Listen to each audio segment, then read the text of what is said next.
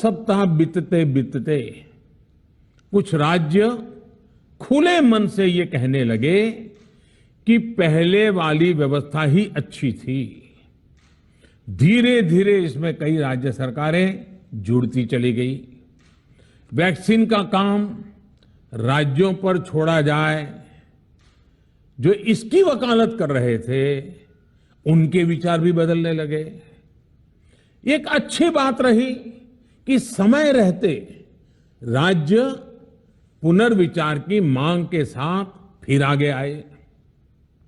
राज्यों की इस मांग पर हमने भी सोचा कि देशवासियों को तकलीफ ना हो, सुचारू रूप से उनका वैक्सीनेशन हो।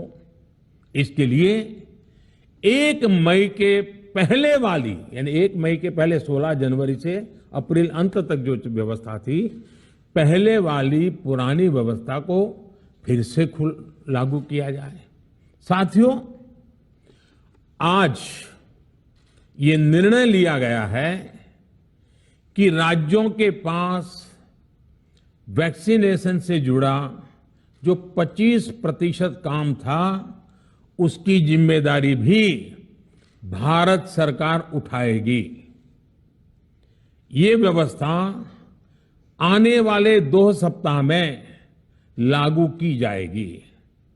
इन 2 सप्ताह में केंद्र और राज्य सरकारें मिलकर नई गाइडलाइंस के अनुसार आवश्यक तैयारी कर लेंगी। संयोग है कि 2 सप्ताह बाद 21 जून को ही अंतर्राष्ट्रीय योग दिवस भी है।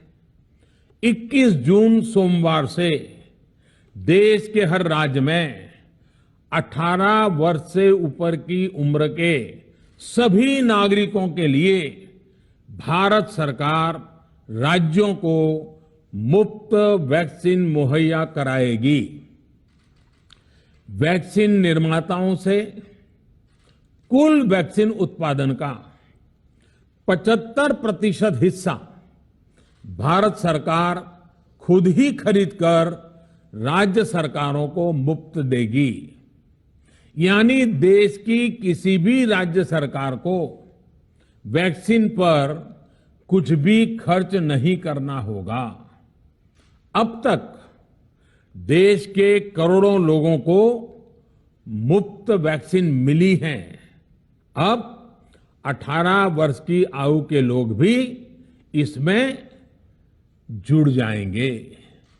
सभी देशवासियों के लिए भारत सरकार ही मुफ्त वैक्सीन उपलब्ध करवाएगी।